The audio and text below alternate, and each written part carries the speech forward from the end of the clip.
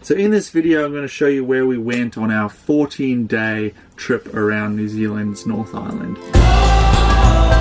All this time you thought we'd never pay the price.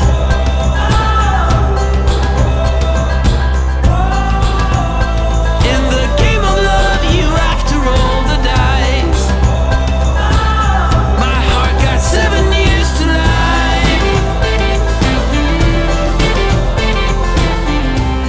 We were traveling with our 9-month-old son, and we knew it was going to be interesting, but we used the Wilderness Glider for motorhome, which has the whole back area to set up a cot, and you can close the door and the baby can sleep.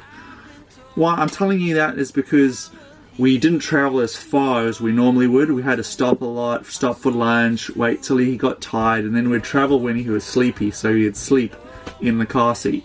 But anyway, let me show you the itinerary. I've got a map here. I'll draw it out and show you where we stayed. Flew into Auckland up here, and we stayed at the airport hotel called Naomi. And Naomi was really good. I highly recommend it. It was a beautiful little quaint artistic hotel. You get free breakfast, you get $10 off your meal, you get free drinks. The minibar's free. So Naomi Hotel was really good, so I highly recommend that hotel. We picked up our wilderness motorhome on the Saturday, and then we travelled all the way down the main highway along this road to Raglan for day or night one. I'll call them days, but that's night one. So we stayed there for 1 night, 2 nights. We stayed at the holiday park there. It was really good. It's sort of just out of town, but there's a bridge into town where you can go have some food and go to the shops and stuff like that. And then it's about a 10-minute drive out to the Raglan to the surf breaks on the points. We stayed 2 nights there. Then on the 3rd night, we travelled all the way up. We did a stop around here, and then we travelled all the way to Rotorua for night number 3. And we stayed at the near the thermal pools at the caravan park there. It was really close to the government-owned geyser. We went to the Maunganui Maori village, which was highly recommend that. It was so cool. We got to see they had some Maori dancing, and they did a few hakas, and then they took everyone in the village lives in the village, so they're the descendants or they're the relatives of the traditional owners of that land. So it was really cool, and they tell you all the stories and the history about the place. So that was really cool, and they cook vegetables in the hot water. You walk around the geyser park, and it's highly recommend going to that place, because they've been having some disputes with the other government-owned sort of tourist park that has the geyser. So it's good to support those guys. I think it's that's well worth it.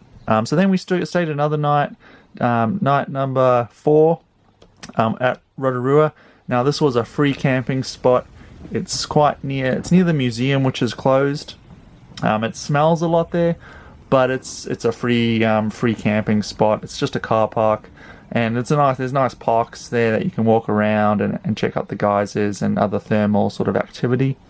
So then on the 5th night, we took the drive all the way down to Taupo, and we stayed at the Taupo holiday park, and that was actually really good. It's a little bit out of town, but it's within walking distance to the Waikato River, which is the start of the river that runs all the way to Auckland, or all the way down north. At the holiday park, they have thermal heated swimming pools, and they are massive, and there's a bar that you can swim up to and get drinks and get food, and then there's a movie screen. They play movies at night, so it's really good for kids. The other cool thing about the place is that it's got another cave, sort of a 4-meter cave, 4-meter deep pool that you can dive down, which is really interesting.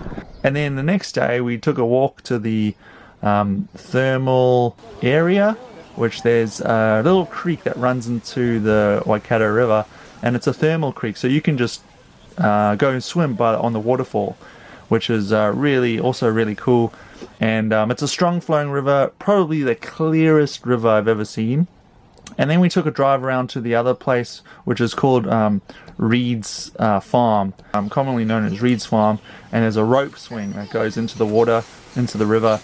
And it's a good spot to, you can just stay there during the day, and then you can camp a little bit up the road. There's free camping there. It's in the same area. It's like literally 50 meters up from the river, and you can camp there. It's freedom camping. We were going to camp there, but we thought we could find another better spot. So we traveled all the way down here to 5 Mile Beach, which is right on the lake, which was really nice. And you go there, it's quite popular. So there's a lot of caravans, but it's worth it because it's free. It's a freedom camping spot, and you get to watch the sunset over the lake, because the sunset obviously sets in the west and you see it over the lake. And it's a beautiful walk. There's a nice footpath along the lake. So I highly recommend that for a stopover. And then we headed all the way, we took the drive all the way to along here to Tauranga, or also Mount Maunganui. And so that drive took us about 2 hours, 2.5 hours to get all the way down here.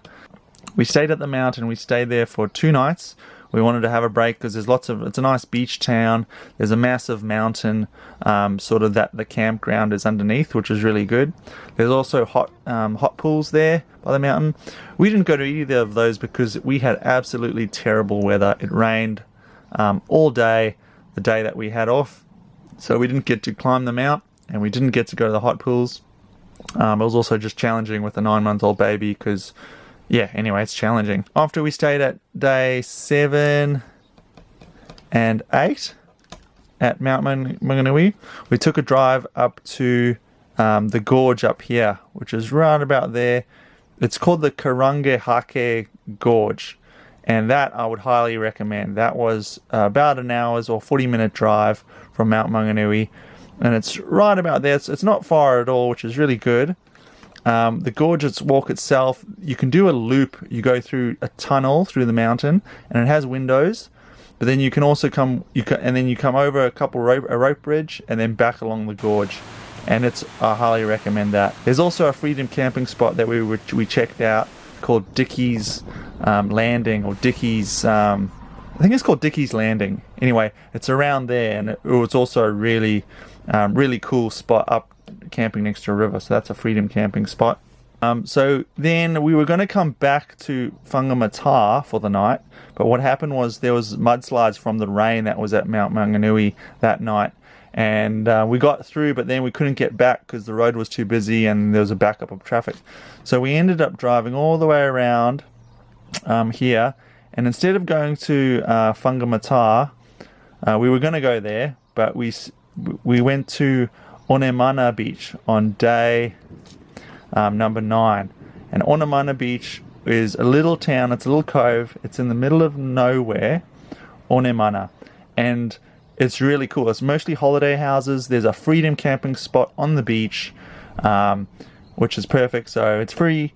And then we took a walk and we actually found a waterfall on the beach, which is amazing. And it's the most, it's the start of the Coromandel Peninsula. So we just thought that it would be a good place to stop for a free night. There's a fish and chip shop right there. So we had fish and chips for dinner on the beach with a waterfall.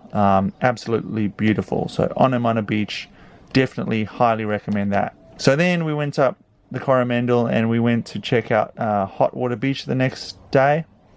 So we went to Hot Water Beach. Yeah, I highly recommend it. It's not too overrated. It's pretty good. A hot tip though, if you come all the way back, if you're near Raglan and you go here to Kawahia, there's actually a hot water beach here. So that's a good tip. No one really goes there. Everyone goes to there. I mean, look at the footage. There's just tons of people at a hot water beach. It's really cool. I like it. It was pretty cool. Some of the areas was too hot to touch. Like literally your feet would burn. There's another hot water beach down here no one knows about. Just Google it. I'm sure you'll be able to find it. And but we didn't go to that one. We went to the popular one. So that day we stopped in there, had lunch in the car park, got a fine because we didn't pay for the paid parking. We didn't know it was paid parking, so they gave us a $40 fine. And then on we went to Haihe Beach, which is where the Cathedral Cove is. So that's day 10 at High Hair Beach. And we stayed on the beach. It was amazing. The morning that we were going to go to the cove, it was too rainy to go. So that's where I shot the footage of the orcas in the water swimming with another swimmer, which was amazing. So that happened in the morning, and then a thunderstorm rolled in, so we couldn't go to Cathedral Cove, but I've promised it's well worth the visit as well. The area around here is absolutely beautiful. And we went all the way up. We didn't know where we were going to go this night. We went to Wititanga for a bit, and then we went all the way, and we decided to go all the way to the Coromandel town, which was day 11. And we stayed at a Freedom Camping Spot car park there, which was really nice. It was next to a stream. It was the second one. If you drive into town, it's the second one, it's not the first one. And it's, yeah, you park up next to a stream, which is really beautiful. So we stayed there for day 11. And then day 12, we came all the way down here and stayed at Taupo. And that was really good. It was, there was no one there. We were like the only people there. A couple locals that were kite surfing, but we just stopped there. Nice grass, big area, can fit lots of vans. And we parked up there, had a really cool night there. It was a bit windy, but sometimes it is, I guess, a bit windy.